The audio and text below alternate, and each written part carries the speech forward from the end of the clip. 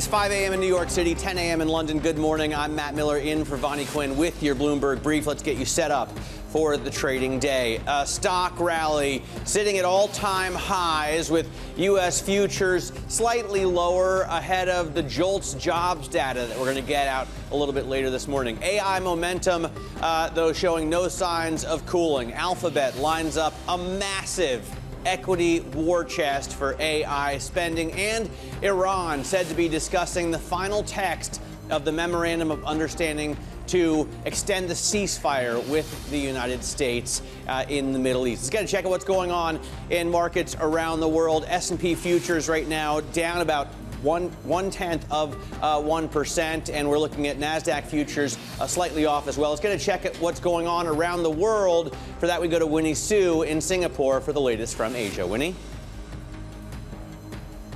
A very good morning from Asia. We did see actually the AI rally seeing a bit of a slowdown earlier today, but markets really rebounded quickly in the afternoon. As you can see on the board that we have HS Tech, Hong Kong's tech stocks, in fact, leading the rally, and that is also driven by the gains on Tencent, which closed above 10% here. Now, this is coming after Financial Times reporting that the company is now close to this new AI agent launch for WeChat, which is showing how the company has been really able to improve its AI capability. Now, you flip the board, I want to show you a very exciting chart from our region today as we update you with all these, the latest on the global market cap race. Here on the chart, you can see that South Korea's market cap has now finally overtaken that of India and is officially the world's 6th largest stock market in the world. And it's only just following Taiwan, and right now sitting at around $5 trillion. All right, Winnie, thanks very much. Let's get to London now for a look at what's going on in Europe with Justina Lee. Justina? Good morning, Matt. I feel like every day Winnie talks about AI, and I'm here to talk about, of course, the Iran situation, because that basically explains everything we're seeing on this board today. Now, with oil coming back down a little bit, Trump seemingly calming down some of those tensions over Lebanon, we're seeing a better day for the stocks Europe 600, travel shares kind of being supported, of course, those tech shares as well. And kind of the dollar is a bit weaker today, so we're seeing a bit of a stronger euro here. And, of course, those two-year German bond yields coming down a little bit, kind of also following the move in oil. Now, when it comes to European fixed income, of course, the focus is still on the regional inflation figures. And if we flip the board here, we just got those CPI figures out of the Eurozone.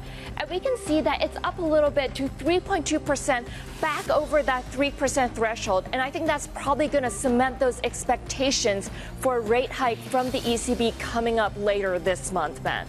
All right, Justina, thanks very much for that. As we showed you here in the U.S., we're looking still at slight losses on futures for the S&P and the NASDAQ, although there has been a bit of a turnaround in the Asia trade. Let's take a look at what's going on with treasuries right now. We have yields coming down across the board. The 2-year yield at 4.0204, the 10-year yield at 4.43, and the long bond trading at 4.95. In terms of oil, we have those prices coming down as well. WTI off $1.64 to 90.52 a barrel. Brent crude down $1.81 to 93.17. For some of the individual stocks that we're following, let's get over to Chloe Melee in London. Chloe? Good morning, Matt. HP Enterprise shares are soaring this morning after guidance came in above expectations thanks to really strong demand for AI servers. And this follows, of course, in the footsteps of the very strong blowout results that we had from HP's rival Dell earlier. And this is really confirming that this hardware computing equipment sector is going to see this huge boost from AI. And so we are seeing the shares up more than 24% this morning. Moving on, but staying within this AI enthusiasm story, and we've got Marvel Technologies also soaring more than 22% after NVIDIA's CEO Jensen Huang said that this could be the next company joining the $1 trillion club. Of course, Micron has joined that exclusive club recently, and we'll be keeping an eye on whether Marvel follows in that footsteps anytime soon. And finally, let's go over to France, where we are seeing the biotech company Abivax sinking this morning after some new clinical results. And so it has a bowel disease drug that actually was more effective than expected. But the company also reported cancer cases in several patients, and those might be unrelated to the treatment itself, but it still complicates the path towards regulatory approval. And so we are seeing that reflected in that huge drop in the shares this morning, more than 28%. All right, Chloe, thanks very much. Chloe Melee there looking at some of the individual movers that we're following for you. Coming up this hour, we're going to drumbeat to a slew of jobs data this week with Seema Shah of Principal Asset Management. We get the JOLTS out today, and we get the non-farm payrolls out, of course, on Friday. Alphabet racing to keep up with its own AI spending. Google's parent company announcing a plan to raise $80 billion through equity offerings to support its AI ventures. The fundraising efforts include a $10 billion deal with Berkshire Hathaway, as well as $40 billion of share sales at the market over the next few months. Matthew Bloxham joins us from Bloomberg Intelligence to talk about this. And Matt, I have to say, it seems unprecedented. I have never read numbers this big in terms of an at-the-market offering. How are investors going to react? I think they'll probably react positively, but clearly, public investors are being asked to find a lot of money. If you put this alongside the SpaceX IPO, which has looked to raise $75 billion, and possibly an Anthropic IPO and an OpenAI IPO coming too, so $80 billion is a huge number. But then when you look at what Google's planning to spend on AI investments, it's not actually that much. They're going to spend something like $190 billion on capex this year, mainly for AI infrastructure. Next year, that number could head towards $300 billion, and they generate around $175 billion of cash flow every year. So they need to tap markets to help fund this investment and to stay competitive with their big rivals. They've tapped the debt markets over the last year to the tune of about $85 billion. So, it's the public equity market's turn to help fund the growth strategy. It makes sense, frankly, if you look at forward PEs for Google. They're still trading at under 30. Many companies, NVIDIA, trading at are closer to 20, around, I think, 21 right now. Are we going to see more of these, Matt? Are we going to see more at-the-market offerings? I think we potentially could do, yeah, and I think certainly a lot of other big tech companies are going to be watching this very closely to see what the appetite's like. But, all of the hyperscalers are still in a huge round of investment, and, I think they've kind of looked at private investment, they've tapped the debt market, so potentially it's the equity markets that are going to have to continue to fund this going forward. And for the equity markets to have the appetite for that, then these companies need to continue to deliver really good top line growth to keep people confident that the AI opportunity has a long way to run yet. As long as the demand is there, the investors are likely to fund it. HP Enterprise extending double-digit gains after its annual sales outlook topped estimates. Yeah, and coming back to what you just said, as long as the demand is there, and clearly the demand is there right now. Hewlett-Packard, talking about 30% revenue growth this year. The market was looking for about 20, and next year looking for at least 10% growth in the markets at 5%. It's almost unheard of these days to see a company guide 18 months out, but just demonstrates the enduring nature of the demand they've got. And it plays to this shift we're seeing in the AI technology, that it's not just about the NVIDIA GPUs that are needed to train these big models. You can actually use more regular CPU-based servers to actually do the inference and actually run these AI models in a corporate environment, and that's where Hewlett-Packard Enterprise and Dell both excel. And we saw Dell deliver strong numbers last week, and this week it's Hewlett-Packard Enterprise delivering a kind of very similar narrative about the outlook. Hey, by the way, a story I saw today, SK Hynix is going to double memory production capacity over 5 years. Initially, I thought this is huge, but I guess 5 years is a long time in these markets. It is, but a doubling is huge, and obviously there's this big debate that the memory market has historically been incredibly cyclical, and a big question mark about whether big increases in capacity may well lead to a kind of bit of a supply cut further down the line. That's still possible for sure, and you'd like to think that the way they're going to deploy this capital is going to be fairly gradually, so that they can continue to keep a relatively balanced kind of structure of the market and not see a big glut of supply in a year or two's time, which would squeeze pricing. All right. Hey, Matt, thanks so much for joining us this morning. Matthew Bloxham there of Bloomberg Intelligence covers the tech universe for us out of London.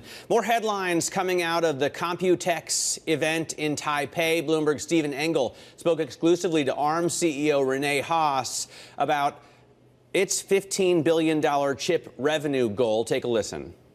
So if you look at the evolution of our technology over the last 4 or 5 years since I became the CEO, one of the things we've seen is a consistent demand of please do more. Yeah. And we started taking our IP, putting them into blocks that we called subsystems, combining everything to help people build chips faster. We did that about 2-3 years ago.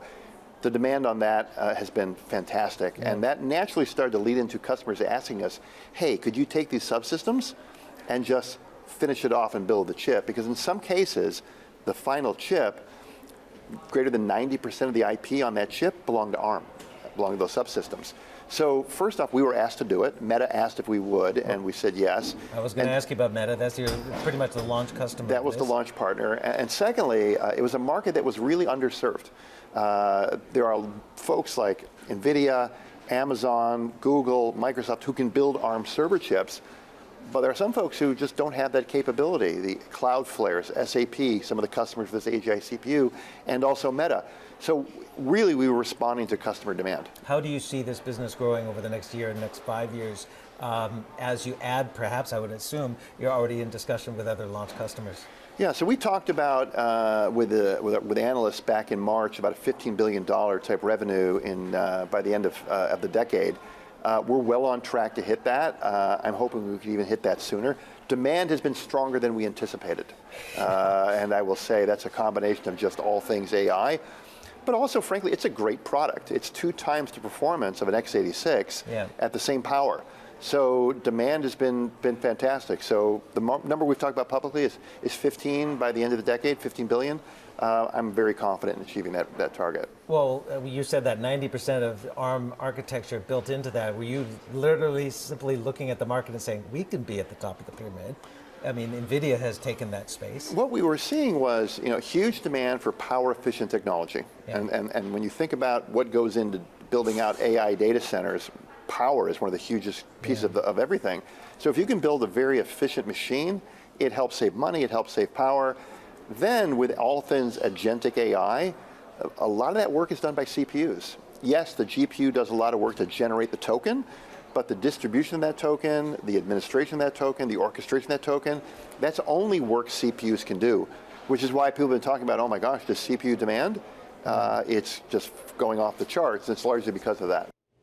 And that was Bloomberg's Stephen Engel in conversation with the CEO of ARM, Rene Haas. Now let's get to some of the other top stories trending on the terminal this morning. Short seller Andrew Leff could face decades behind bars after being found guilty by a federal jury of using disingenuous social media posts to manipulate stocks. It's a landmark trial that's expected to have a chilling effect on short sellers who now fear that publishing negative research and exiting trades quickly could lead to federal audits and legal charges. Left sentence hearing is in August. He'll remain free until then, and he'll likely appeal as well. A significant milestone for Unicredit CEO Andrea Orcel's pursuit of rival Commerzbank. According to Bloomberg sources, Unicredit has secured commitment that would lift its Commerzbank stake well above 30%, up from around 27%. Crossing that 30% threshold, of course, gives Orcel growing influence and makes it ever more difficult to fend him off. And Tencent jumped the most since late 2022 after the Financial Times reported that it's testing an AI agent for WeChat. The FT says the Chinese internet giant plans to begin a compliance process for a public launch as soon as this month. A successful launch could push Tencent closer to rivals ByteDance and Alibaba. Coming up, President Trump and Prime Minister Netanyahu give different reports of their intentions in regards to the fighting in Lebanon. More on that next. This is Bloomberg.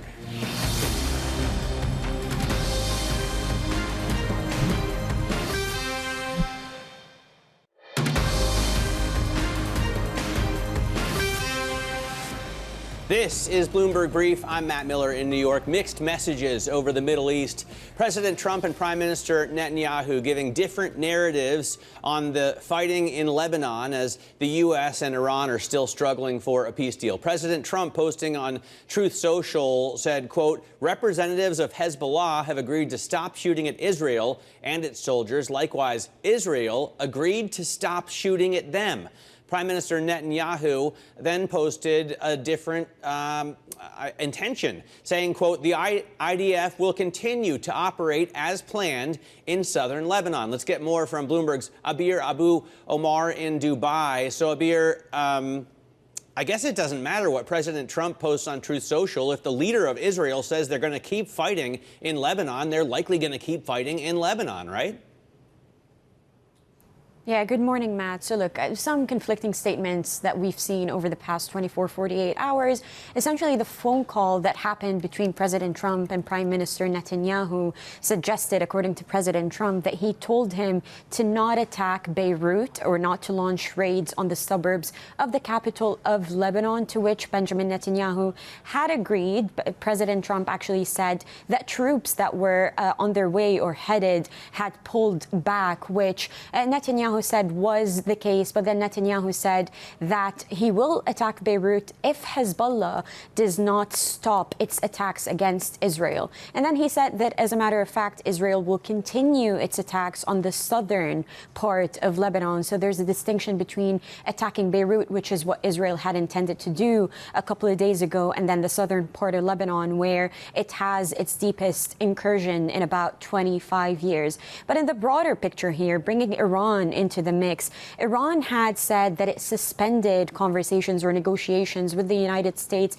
because to Iran, Lebanon is a sticking point in reaching to this interim deal. We've been calling it an interim deal because it is a temporary deal that would extend the ongoing ceasefire for about 60 days with the opening of the Strait of Hormuz and then some other parts of the negotiations, including Iran's frozen assets, oil sanctions, will be discussed at a later stage. But Lebanon has emerged as a sticking point for Iran. It has emerged as a non-starter for Iran. They want Israel to stop the attacks there for them to carry on with any sort of negotiation with the United States. President Trump said yesterday that he'll give it a week. So over the next few days, we'll monitor the situation. But this back and forth has been quite confusing. And it goes to show that it's been the case over the past 4 months, really, where President Trump comes, whether it's on a Truth Social post, to say that a deal is imminent, but then Iran comes back with its own concessions. All right, Abir, thanks very much for that. Abir Abu Omar reporting out of Dubai. Turning now to trade, EU lawmakers have given preliminary approval to a U.S. trade deal just days after negotiations overcame disputes to finalize the text. Joining us now is Bloomberg's Suzanne Lynch. So I guess the EU is going to offer concessions to maintain only a 15% tariff rate on its exports.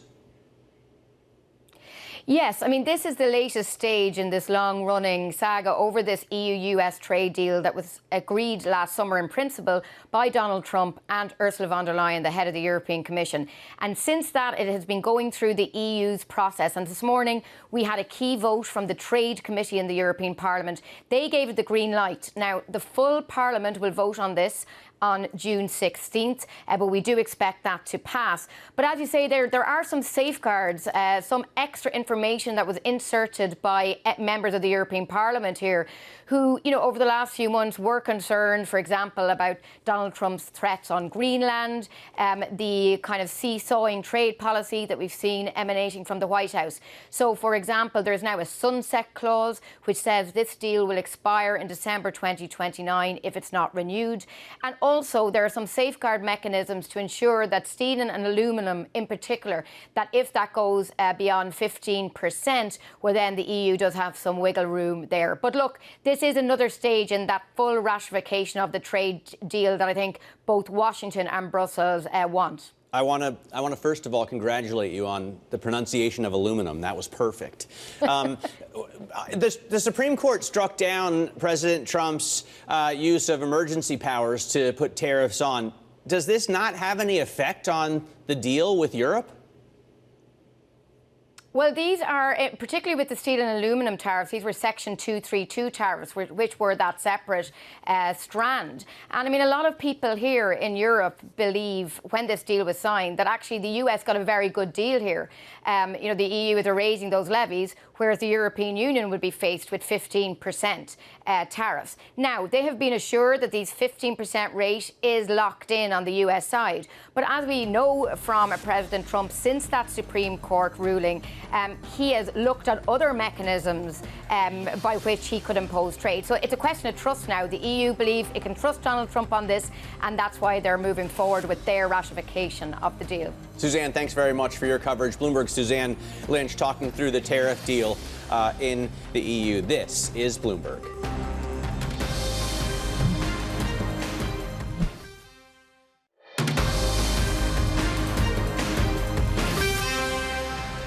It is 5:30 a.m. in New York City, 10:30 in London. Good morning. I'm Matt Miller in for Vonnie Quinn with your Bloomberg Brief. Let's get you set up for the trading day. Stock futures are hovering at a record high ahead of the JOLTS job data. AI momentum showing no signs of cooling down. Alphabet lines up a massive equity war chest for AI spending. And Iran said to be discussing the final text of the Memorandum of Understanding to end the war with the U.S., or at least extend the ceasefire.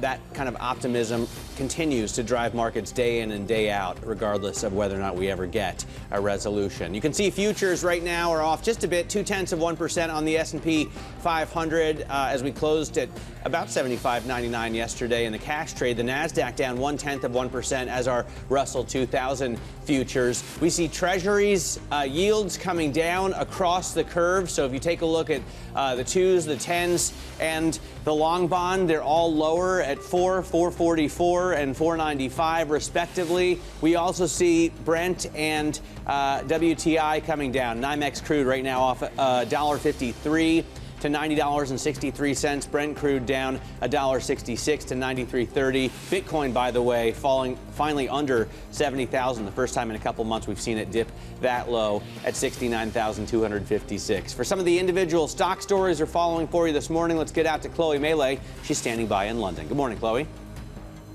Good morning, Matt. We've got HP Enterprise shares surging this morning about 27% after better than expected guidance. And that was thanks to very strong demand for servers and networking equipment from AI customers. And so this echoes, of course, what we've already heard from Dell. And this really confirms that those hardware computing equipment names are really benefiting from the AI boom. And speaking of AI and staying within that same theme, we also have Marvell Technologies doing very well this morning, up more than 23% after the NVIDIA CEO Jensen Huang said that this company could be the next trillion-dollar company. We, of course, had Micron joining this very exclusive club just a few days ago. And so it seems that Marvell is the next name to keep an eye on for this. And finally, let's go over to France, where Abivax, the biotech company, is sinking this morning after some clinical trial results for its bowel disease drug. So the medicine was actually more effective than anticipated, but the company also reported several cancer cases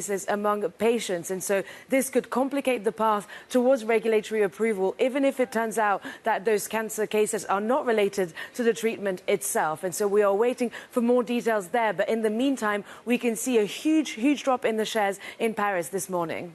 All right, Chloe, thanks very much for that. Chloe Melee in London with our single stock stories. Now, a slew of jobs data is dropping this week. Starts with JOLTS today at 10 a.m. Then ADP comes out tomorrow. Jobless claims on Thursday, all leading up, obviously, to the granddaddy of all economic statistics, the non-farm payrolls report on Friday. Joining us now is Seema Shah, Chief Global Strategist at Principal Asset Management. And Seema, what kind of read do you expect to get on the labor market? Because there have long been concerns that AI was going to erode jobs, but we haven't really seen that happen on a macro level. Good morning, Matt. No, look, as you said, we're going to see a lot of jobs data this week. One of the things that I think has characterized the data that we've received in the last 3 or 4 months is that they've been very unstable, almost kind of moving from one month to another, just very variable. So we're looking to see some kind of stabilization this month. I think we've still got a little bit of skepticism generally about the data, and specifically with regards to AI. To our minds, this is still really early days to see that clear impact. We're certainly not seeing job losses. That much is very clear. But I think that we could see more and more evidence as we go on through the next couple of months.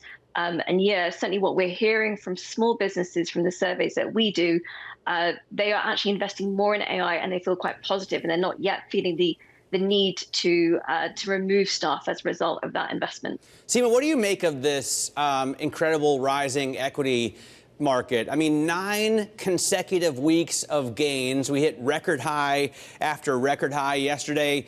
In the cash trade, we closed at basically 7,600. And yet valuations aren't so high if you look out 12 months. Right, and I think that's really key, because what we've seen from the equity market is, yes, there's some positivity and joy about the kind of resilience of the macroeconomy to the Iran conflict and the spike in energy prices. But actually, it's really been about AI, earnings delivery, the fact that these companies, not just that there's big expectations, but actually they continue to deliver. So I think that's what's driving markets. So actually, as we look forward, the macro backdrop is important. But if anything, I think it's really the delivery of those companies which are going to be the more significant driver of markets going forward. What about yields and oil prices? You know, it strikes me that they might be higher than they are, especially considering the fact that we never seem to get a resolution. You know, it's a crisis in the Middle East that's dragging on now for more than 3 months, and yet. And inventories continue to fall, and yet the Brent crude price is low at $93 a barrel.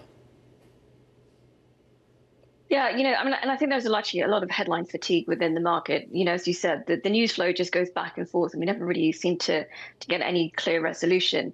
But with regards to the oil price and the fact that it is as low as maybe it's certainly lower than what we would have expected, given the amount of shortages that are starting to come through. I think one of the things we're seeing is that there is still that assumption that there is going to be a resolution to the conflicts. If we're looking further out towards the end of the year, the assumption is that oil is going to be flowing once again. Generally speaking, though, from a bond yield perspective, the fact that yields have risen, particularly in the US, I think specifically within the US, a lot of that is also down to the strong economic backdrop and, of course, inflation as well. But I think that's why the equity market has essentially been able to look through the rise in yields and instead really focus on the very strong earnings growth season that we've had, and that is expected to continue over the coming quarters. How do you expect a resolution to this conflict? I mean, a war for which Iran has been preparing for decades. They don't look like they're going to back down. And the U.S., President Trump would really have to lose face if he makes an agreement without the unconditional surrender that he has stated is necessary. Yeah, look, I think it's anyone's guess in terms of how this is going to pan out, what the kind of timing is. But certainly from our perspective, whatever resolution there is, and assuming that there's some kind of reopening of the strait, we're still not expecting a kind of snapback in oil prices where they go back to the $50 a barrel. There's just too much damage to the infrastructure. There's too much movement that needs to be done in terms of supply side, that we would still expect oil prices to remain elevated.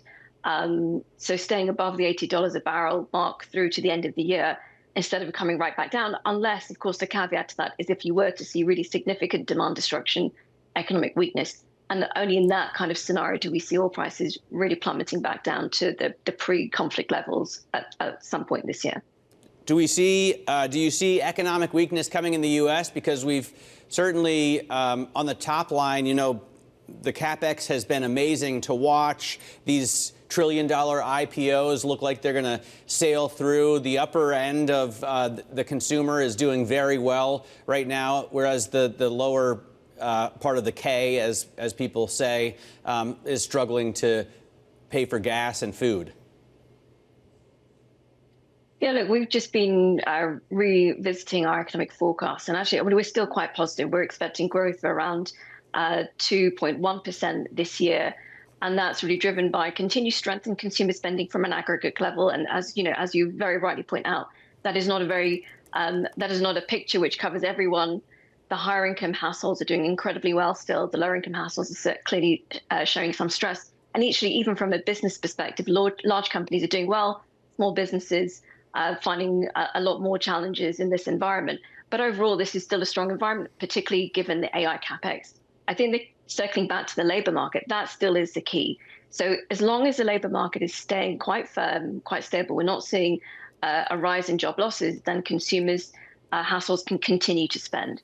So I think it all comes back down to the labor market. If that holds firm, then we would expect this year to be another strong year.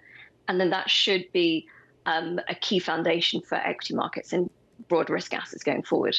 Seema, great to get you on the program. Thank you so much for your intel. Seema Shah there of Principal Asset Management. Let's get to some of the other top stories trending on the terminal this morning. Short seller Andrew Left could face decades behind bars after being found guilty by a federal jury of using disingenuous social media posts to manipulate stocks. It's a landmark trial that's expected to have a chilling effect on short sellers who now fear that publishing negative research and exiting equity trades quickly could lead to federal audits and legal charges, which I think is precisely the point that the prosecutor wants to get across. Left's sentence hearing is in August. He'll remain free until then, and he has said essentially that he will appeal.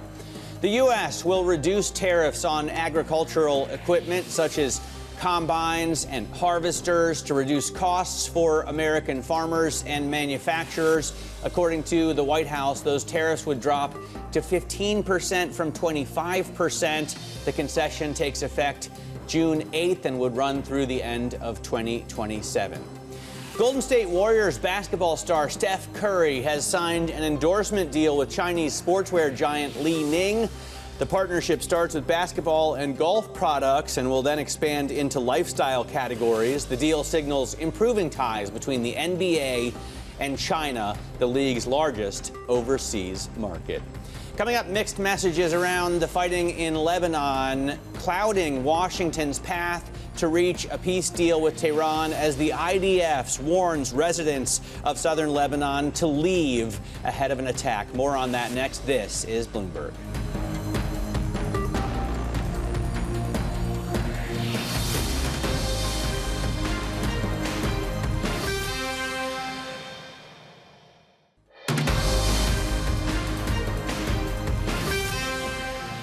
This is Bloomberg Brief. I'm Matt Miller in New York. Differing messages about the fighting in Lebanon clouding a potential U.S.-Iran peace deal, or rather the fighting itself is what is clouding that deal. President Trump posted on Truth Social, quote, representatives of Hezbollah have agreed to stop shooting at Israel.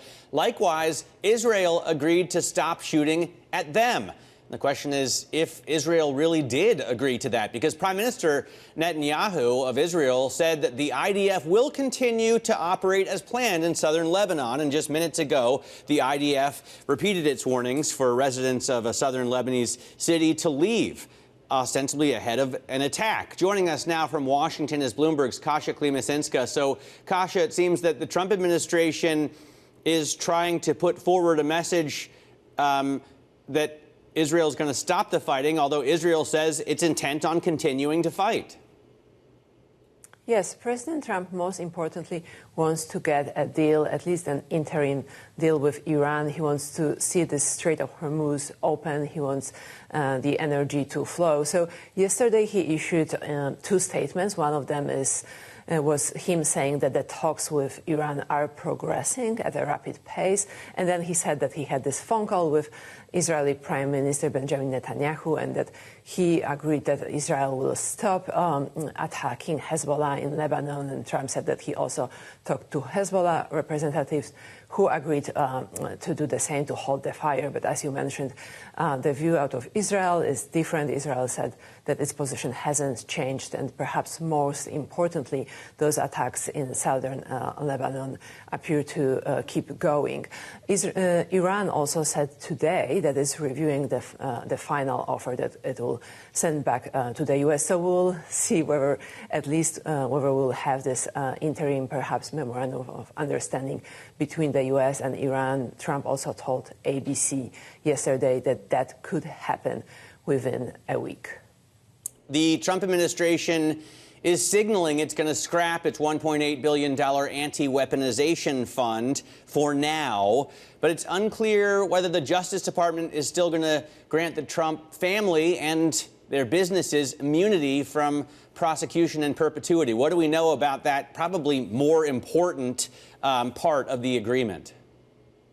A lot is unclear here, so even Republicans on the Hill, Republican senators demand to see the details. They want to know for sure that the Trump administration will walk away from that fund. We could call it a slush fund that Trump allies might benefit from. But as you said, also, we don't know whether Trump and his family will get some sort of immunity that will allow them to not face any prosecution in the future regarding their taxes. So it's not only the Democrats that are criticizing this entire deal between the DOJ and IRS, but also Republicans on the Hill threatening Trump to hold some legislation that he wants to go through until they see the details.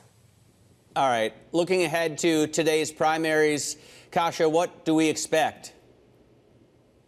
A big primary night in many states, in New Jersey, in California. The interesting issue here is the crypto industry, kind of a new kid on the block that is spending a lot, including in this cycle, trying to make sure that candidates that they see as, let's say, supporting innovation, that they will win the seats in the House and Senate. Of course, a very important election cycle for Democrats. They will look to gain back the control of House and Senate.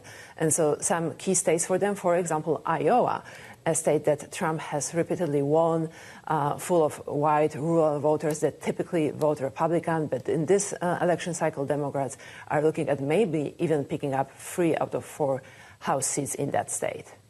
All right, Kasia, thanks very much for that. Kasia Klimasinska, there, Bloomberg's D.C. breaking news team leader. Thanks very much for that. Turning to tech, Alphabet's dwindling free cash flow in the spotlight after announcing plans to raise $80 billion in equity for AI spending. Google's parent eyeing a $10 billion deal with Berkshire Hathaway as part of this, and a $40 billion program to sell shares at the market to help sustain its blockbuster CapEx spending. And, the headline is Google is going to raise more in this deal than SpaceX in its blockbuster IPO. So the numbers keep getting larger. Matt Bloxham of Bloomberg Intelligence joins us now for more.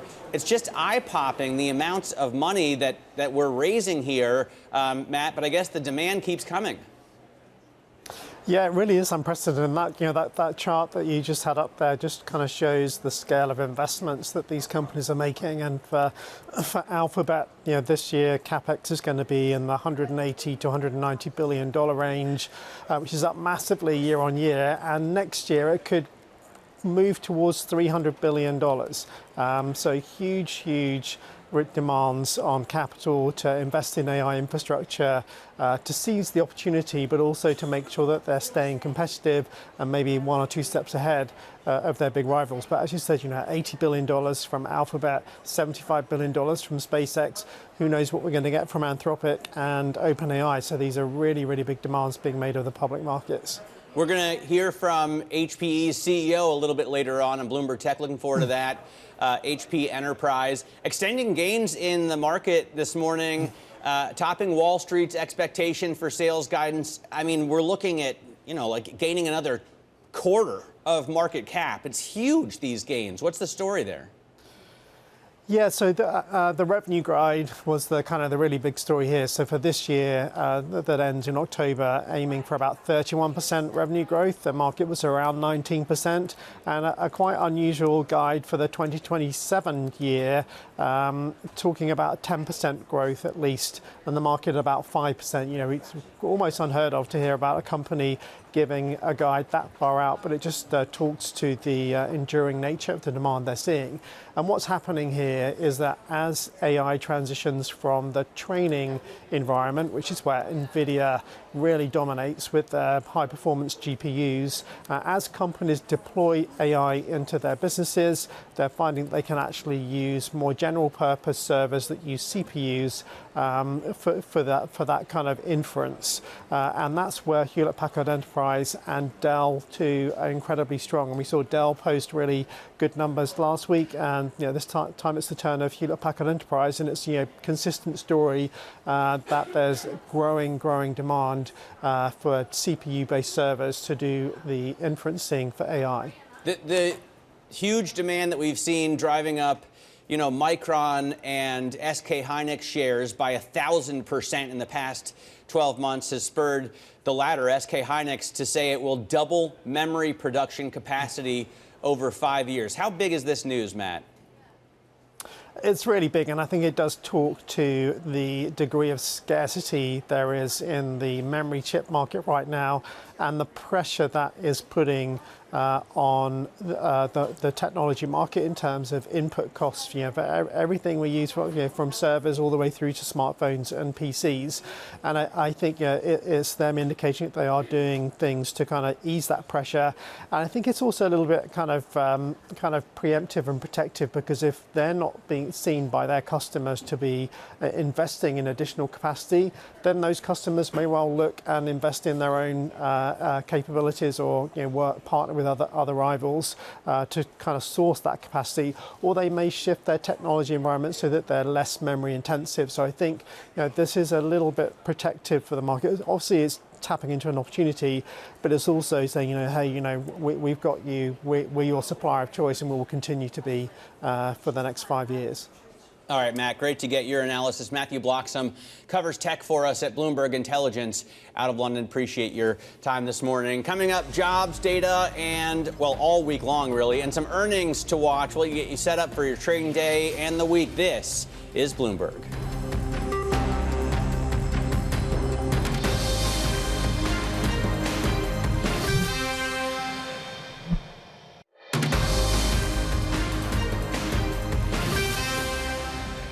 This is Bloomberg Brief. I'm Matt Miller in New York. Let's get a look at what's ahead for today. First up, earnings from Dollar General before the bell. A lot of grocery there. And Palo Alto Networks after the market closed, for a little bit of a look at that corner of the AI trade. Jolt's job openings coming out at 10 a.m. New York time, the beginning of really a week of labor market data. Plus, U.S. Secretary of State Marco Rubio set to testify before the Senate Foreign Relations Committee. That also starts at 10 a.m. New York this morning.